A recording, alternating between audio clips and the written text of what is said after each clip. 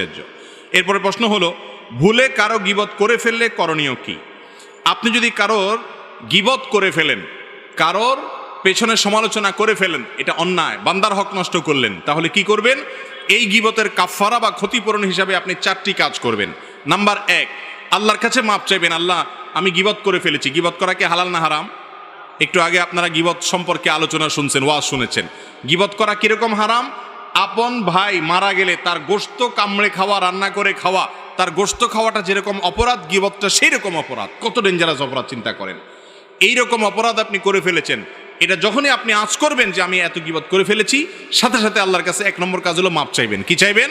মাপ চাইবেন যে আল্লাহ আপনি আমাকে মাফ করে দেন। 1 নাম্বার 2, যেই ব্যক্তির গীবত করেছেন, পরিচিত হলে, জানাশোনা হলে, যদি তার কাছে মাপ চাওয়ার সুযোগ থাকে, তাইলে যা বলবেন যে ভাই তোমার গীবত করে ফেলছি, তুমি আমাকে মাফ করে দাও।